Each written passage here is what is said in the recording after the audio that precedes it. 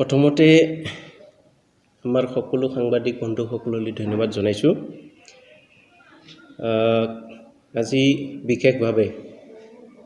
কিছু ইছ্যুৰ কথা লৈ পেলাই ইয়াতে সংবাদমেল অনুষ্ঠিত কৰিবলৈ আগবাঢ়িছোঁ। প্ৰথম কথা হ'ল কি গোটেই বিশ্বজুৰি বৰ্তমান COVID-19 লগত সকলো দেশে যুঁজি থাকিবলগীয়া হৈছে। অতি পৰিতাপৰ বিষয়। আমাৰ ভাৰতবৰ্ষও যথেষ্টখিনি লোক আক্ৰান্ত হৈ আছে, তাৰে ভিতৰত অসম অন্যতম। অসমো তেনে এটা পৰিৱেশৰ সন্মুখীন হ'বলৈ বাধ্য হৈছে আৰু অসমৰ সকলো শ্ৰেণীৰ ৰাইজ, জনসাধাৰণ, চৰকাৰ, প্ৰশাসন সকলোৱে সজাগ হৈছে আৰু এই ক্ষেত্ৰত চৰকাৰৰ যিটো প্ৰশাসনৰ যিটো ভূমিকা যথেষ্ট শলাগ ল'বলগীয়া আৰু এইকাৰণে আমি প্ৰথমতে ৰাজ্য চৰকাৰ তথা প্ৰশাসনক আমি ধন্যবাদ জনাইছোঁ আৰু সকলো জনসাধাৰণক ইয়াৰ ওপৰত সজাগ আৰু সচেতন হৈ আগবাঢ়িবলৈ আহ্বান জনাইছোঁ। যিখিনি নিয়ম নীতি আমি পালন কৰিবলগীয়া আছে এইখিনি সকলোৱে যাতে পালন কৰে, সকলো ৰাইজক মই আহ্বান জনাইছোঁ। আৰু ইয়াৰ লগে লগে আমাৰ শেহতীয়াভাৱে BTC অঞ্চলত যিহেতু এটা ৰাজনৈতিক বাতাবৰণ নিৰ্বাচনক লৈ পেলাই চলি আছে, নিৰ্বাচন আয়োগে ঘোষণা কৰা অনুসৰি 4 তাৰিখত নিৰ্বাচন অনুষ্ঠিত হ'বলগীয়া আছিলে, কিন্তু এই কৰোনা যি ভাইৰাছ বিয়পোৱাৰ কাৰণে আজি নিৰ্বাচন আয়োগে পিছুৱাই দিবলগীয়া হ'ল আৰু এই ৰাজনীতি নিৰ্বাচনক কেন্দ্ৰ কৰিয়ে BTC অঞ্চলত এটা উত্তপ্ত পৰিস্থিতি হৈ থকাৰ পৰিৱেশ আমি দেখিবলৈ পাই আছোঁ। ইয়াত শাসকীয় দল, বিৰোধী দল, গোটেইবিলাক ৰাজনীতি দলবিলাকৰ এতিয়া তৎপৰতা আমি দেখিবলৈ পাইছোঁ। বিশেষভাৱে BPF দলৰ কিছুমান পালি নেতাবিলাকে আজি UPPLৰ সভাপতি প্ৰমোদ বড়ো ডাঙৰীয়াৰ ওপৰত যিভাৱে আক্ৰমণাত্মক হৈ পৰিছে এইটো আমাৰ দৃষ্টিগোচৰ হৈছে আৰু তেখেতসকলে যিবোৰ ইছ্যু ওলাই পালে আজি প্ৰমোদ বড়োক আক্ৰমণ কৰি আছে, অত্যন্ত দুখজনক আৰু তেখেতসকলে আচলতে আনৰ ওপৰত আক্ৰমণ কৰাৰ আগতে নিজৰ দুখ কি আছে এই কথাখিনি নিজে বিচাৰ কৰি চোৱাটো ভাল। এতিয়া ডাবল ভোটাৰশ্বিপৰ যিটো কথা কৈ আছে, ডাবল ভোটাৰশ্বিপ বুলি ক'লে আজি আমি দেখি আছোঁ বৰ্তমান ডেপুটি চিফ খাম্ফা বৰগয়াৰী, ৰেৱা নাৰ্জিহাৰী, অলিন্দ্ৰ মুছাহাৰী, ৰাজীৱ ব্ৰহ্ম কাৰ্যবাহী সদস্যসকল, তেখেতসকলৰো ডাবল ভোটাৰশ্বিপ আছে। প্ৰমোদ বড়ো ডাঙৰীয়া ডাবল ভোটাৰশ্বিপৰ কাৰণে যদি তেখেতসকলে কিবা আইনী ব্যৱস্থা ল'বৰ বিচাৰিছে,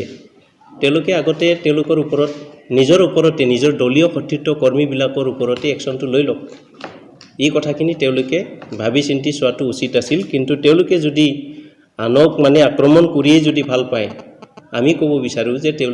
তেওঁলোকৰ সতীৰ্থসকলৰ এতিয়া হাগ্ৰামা মহিলাৰী ডাঙৰীয়াৰ যিখিনি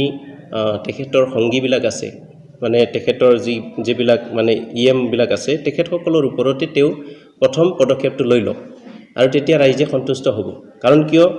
ভায়োলেশ্যনটো কোনে কৰিছে, কোনেওতো তেখেতসকলে যেনেকৈ আঙুলিয়াই দিছে তেনেকৈতো ভায়োলেশ্যন প্ৰমোদ বড়োই কেৱল ডাবল ভোটাৰশ্বিপ মেইনটেইন কৰিছে সেইটোতো নহয়। আৰু দেশৰ আমি বিভিন্ন ৰাজনীতি নেতাবিলাকক আমি দেখিবলৈ পাইছোঁ ডাবল ভোটাৰশ্বিপ তেওঁলোকৰ সকলোৰে প্ৰায় মানুহৰে আছিলে আৰু ইয়াৰ ক্ষেত্ৰত আমি BTC যিখিনি কাউন্সিলৰ নেতাবিলাক আছে তেওঁলোকৰ ওপৰত এই কথাখিনি আমি ক'ব পাৰোঁ তেখেতসকলৰো যথেষ্ট আছে বহুতৰ। তো ইয়াৰ ওপৰত ব্যৱস্থা যদি ল'ব বিচাৰিছে হাগ্ৰামা মহিলাৰী প্ৰথমতে তেওঁলোকৰ ওপৰতে ব্যৱস্থাটো লওক। আৰু 2 নম্বৰ কথাটো হ'ল কি কিছুমান বেছলেছ এলিগেশ্যনছ শেহতীয়াভাৱে UPPLৰ সভাপতি প্ৰমোদ বড়ো ডাঙৰীয়াৰ ওপৰত যিখিনি এলিগেশ্যন আনি আছে সম্পত্তিক লৈ পেলাই, সম্পত্তি বেছ কৰি পেলাই যিখিনি কৈ আছে, এই কথাবিলাক আচলতে একদম বেছলেছ। কোনো তাত সঠিক তথ্য তেওঁলোকৰ হাতত নাই। তেওঁলোকে ওপৰে নিজৰ দুখ ঢাকিবৰ কাৰণে আনক দুখ দিব বিচাৰি আছে। প্ৰমোদ বড়ো আজি না চিফ হৈছে, না EM হৈছে, না MCLA হৈছে, না চেয়াৰমেন হৈছে, না মেম্বাৰ হৈছে। PCDCৰতো চেয়াৰমেন হোৱা নাই, ইমান পইচা লুটিবলৈ। তেওঁলোকে যিবিলাক অভিযোগ আনি আছে এইটো সম্পূৰ্ণভাৱে বেছলেছ ৰাজনৈতিকভাৱে নিৰ্বাচন কেন্দ্ৰিক কিছুমান ভোটাৰ ৰাইজক মানে প্ৰমোদ বড়োৰ ফালৰ পৰা মানুহখিনিক আঁতৰাই লৈ যাব পাৰে নেকি হোজা মানে ভোটাৰসকলক তেনেকুৱা এটা তেওঁলোকে বেছলেছ কিছুমান এলিগেশ্যন আনি আছে ইয়াত আমি দেখিবলৈ পাইছোঁ যে অথচ হাগ্ৰামা মহিলাৰীয়ে বিগত 15 বছৰৰ যিটো শাসন এই শাসনকালত কিন্তু তেওঁ বহুত দুৰ্নীতি কৰাত মানে অভিযোগ এতিয়ালৈকে আছে আৰু ইয়াত যদি প্ৰথম আমি ক'ব লাগে কেগৰ যিটো প্ৰতিবেদন আছিলে 2014 লৈকে যিটো এটা মানে কেগে 2 বছৰীয়া এটা ৰিপৰ্ট দাখিল কৰিছিল সেই ৰিপৰ্টৰ ওপৰত যদি ভিত্তি কৰি চোৱা যায় তাত বহুত খেলিমেলি আছিলে ধনৰ লেনদেনৰ ক্ষেত্ৰত বা ধন অপচয়ৰ ক্ষেত্ৰত যথেষ্ট তেওঁলোকৰ হেৰি আছিলে অভিযোগ আছিলে তো এইবিলাক ইনকুৱাৰী কৰক এইবিলাক মানে এতিয়া তেওঁলোকে ইয়াৰ ওপৰত এটা জাষ্টিছ দিবলৈ চেষ্টা কৰক কি হৈ আছিলে তো ইয়াত আমি দেখিবলৈ পাইছোঁ আৰু বিভিন্ন সময়ত শেহতীয়াভাৱে আমি দেখিবলৈ পাইছোঁ স্কুল বেগৰ নামত মানে 1.52 ক্ৰোৰ টকা কেলেংকাৰী শেহতীয়াভাৱে আৰু মস্কুইটো নেট মানে আঠুৱাৰ যিটো কেলেংকাৰী 18.9 কোটি তাৰ পিছতো লটাৰীৰ নামত 2.8 কোটি এটো শিশু খাদ্যৰ নামত 1.46 কোটি আৰু কি বুলি কয় ছটা আৰু কি আছিল এটো খুটাৰ নামত 15 কোটি টকা এইবিলাক কেলেংকাৰী শেহতীয়াভাৱে হৈছে এই কেলেংকাৰীবিলাকক মানে এতিয়া তদন্ত কৰিব লাগে আৰু ইয়াৰ ওপৰত এটা জাষ্টিছ দিব লাগে ইয়াত কেনেকৈ তদন্ত মানে কেলেংকাৰীটো কৰিলে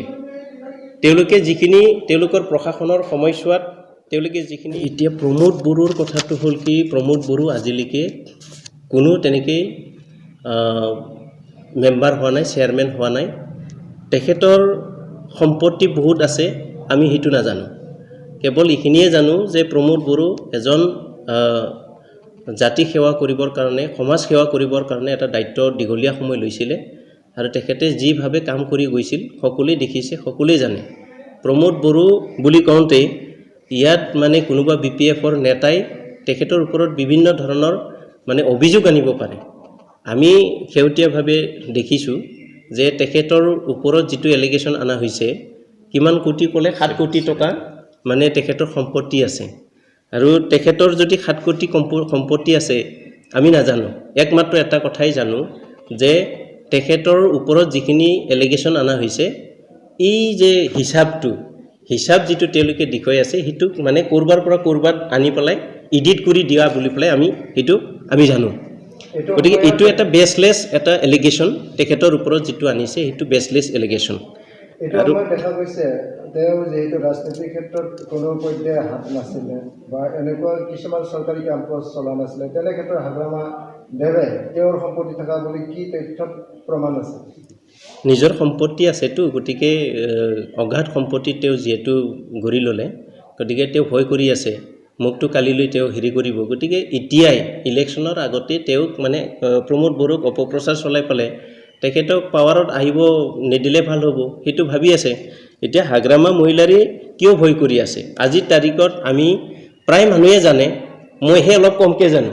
হাগ্ৰামা মহিলাৰী ডাঙৰীয়াৰ কিমান সম্পত্তি আছে মইহে অলপ কমকৈ জানো কিন্তু মই এইখিনি জানো যে তেখেতৰ গৌৰাং ভেলী হোটেলটো আছে কোকৰাঝাৰত আৰণাই কমপ্লেক্স চেমাগাঁও কোকৰাঝাৰত আছে এইবিলাক তেখেতৰ সম্পত্তি ক'ৰ পৰা হ'ল তাৰপিছত পেট্ৰল পাম্প দুটা আছে কোকৰাঝাৰ টাউনত তাৰপিছতো শ্বপিং মল আছে কোকৰাঝাৰত এইবিলাক ক'ৰ পৰা আহিছে তাৰপিছত 300 বিঘাৰ এটা পুখুৰী আছে কোকৰাঝাৰত তাৰপিছত 1000 বিঘাতকৈও বেছি মাটি বিভিন্ন ঠাইত আছে তেখেতৰ তো তাৰপিছত আৰু ক্ৰেছাৰ মেচিন আছে তাৰপিছত ক্ৰেছাৰ মেচিন আমগুৰি কোকৰাঝাৰত আছে চিচি ব্লকৰ তাৰপিছত এমাৰাম হস্পিটেল আছে কোকৰাঝাৰত আৰু আছে বিভিন্ন মানে হেৰিবিলাকত গুৱাহাটীৰ হোটেলবিলাকত তেখেতৰ শ্বেয়াৰ আছে আৰু তাৰপিছতো বিভিন্ন কন্ট্ৰেক্টৰবিলাকৰ লগত তেখেতে শ্বেয়াৰ হোল্ডাৰ হিচাপে থাকে এই যে ঠিকা ঠুকুলিবিলাক যে চেংচন কৰি দিয়ে তাত তেখেতৰ এটা মানে বুজন পৰিমাণৰ এটা অংশ তেওঁৰ হাতত থাকি যায় গতিকে এই অগাধ সম্পত্তি মানে এই 15 বছৰ আৰু 17 বছৰত মানে তেখেতে যে গঢ়ি তুলিলে এতিয়া তেওঁ এই সম্পত্তিবিলাকক কেনেকৈ লুকাই ৰাখিবতো নোৱাৰে সকলোৱে দেখি আছে এতিয়া ভয় কৰি আছে প্ৰমোদ বড়ো যদি চিফ হয় অহাকালিলৈ মানে মোৰ ওপৰত আইনী ব্যৱস্থা ল'ব তেতিয়া তেওঁ জেললৈ যাব লাগিব তেওঁ নিশ্চয় ভয় কৰি আছে গতিকে প্ৰমোদ বড়ো কেনেকৈ পাৰে এতিয়াই নিৰ্বাচনৰ আগতে ৰাইজৰ মানে পৰা আঁতৰাই দিবৰ কাৰণে তেখেতসকলে চেষ্টা চলাই আছে আৰু যাতে কোনো কাৰণৰ ক্ষমতালৈ আহিব নোৱাৰে তাৰ কাৰণে তেওঁলোকে বিভিন্ন ধৰণৰ ষড়যন্ত্ৰবিলাক তেওঁলোকে কৰি আছে আৰু ষড়যন্ত্ৰটো কৰিবই কিন্তু ৰাইজে সকলোৱে জানে যে এই মুহূৰ্তত প্ৰমোদ বড়োৱে কোন হয় আৰু হাগ্ৰামা মহিলাৰীয়ে কোন হয় কোনে কাৰ বাবে সমাজৰ কাৰণে কোনে কাম কৰিব প্ৰমোদ বড়োৱে মানে সমাজৰ কাম কৰিব না নিজৰ ব্যক্তিগত কাম কৰিব এই কথাখিনি ৰাইজে জানে আৰু 15 বছৰে 17 বছৰে হাগ্ৰামা মহিলাৰীয়ে ৰাইজৰ হকে কি কাম কৰিলে সমাজৰ কাৰণে কি কাম কৰিলে আৰু নিজৰ কাৰণে কি কৰিলে এই গোটেই কথাখিনি আমি আমাৰ মুখেৰে ক'ব নালাগে এইটো ৰাইজে সকলোৱে জানে আৰু আজি সোশ্যাল মিডিয়াত আমি দেখি আছো যে তেখেতৰ ওপৰত যিখিনি আছে এলিগেশ্যন এইটো এলিগেশ্যন প্ৰমাণ থকা এলিগেশ্যনবিলাক আছে আৰু তেখেতে যিখিনি কৰি আছে যিমান পাৰি মানে প্ৰমোদ বড়ো UPPL দলে যাতে শাসনত আহিব নোৱাৰে হিটোৰ কাৰণে ষড়যন্ত্ৰবিলাক কৰি আছে আমিতো বহুত দেখি আছো বহুত পাই আছো মানে ফেক একাউণ্ট খুলি ফলাই মানে UPPLৰ প্ৰাৰ্থী UPPLৰ মানে দলৰ সভাপতি নেতাবিলাকৰ বিৰুদ্ধে কিছুমান পোষ্ট দিয়া আমি মানে দেখি আছো গতিকে আমি দেখিছোঁ যে ছ'চিয়েল মিডিয়াত কথা ক'লে আপুনি ছ'চিয়েল মিডিয়াত দেখিছোঁ আমি হাগ্ৰামাৰ পন্থীয়ে বহুত মানে প্ৰমোদ বড়োৰ ওপৰত বেয়াকৈ মানে লিখিছে বা প্ৰচাৰ কৰিছে বা ইতিমধ্যে কেছো ৰুজু কৰিছে মেক্সিমাম ফেক একাউণ্ট এই ক্ষেত্ৰত মানে হাগ্ৰামাৰ বহুত মানে অগাধ সম্পত্তি আছে সেই সম্পত্তিবিলাক যিহেতু দেখিছে তাৰ ওপৰত আপোনালোকে কিবা ব্যৱস্থা ল'ব নেকি নাই যেতিয়া প্ৰয়োজন হ'লেতো আমিও ব্যৱস্থা ল'ব লাগিব আৰু ফেক একাউণ্ট যিবিলাকে ফেক একাউণ্ট খুলি পেলাই যিসকলে কাউণ্টাৰ দি আছে বা এলিগেশ্যন দি আছে এইবিলাকে মানে এটা সময়ত নিশ্চয় ইয়াৰ মানে হেৰিখিনি যেনেকৈ পাব লাগে পানিছমেণ্ট নিশ্চয় পাব এটা সময়ত আমিতো মানে বাধ্য হৈ যাম কেতিয়াবা সময় এটা আছে সেই সময়তলৈকে আমি চাই আছোঁ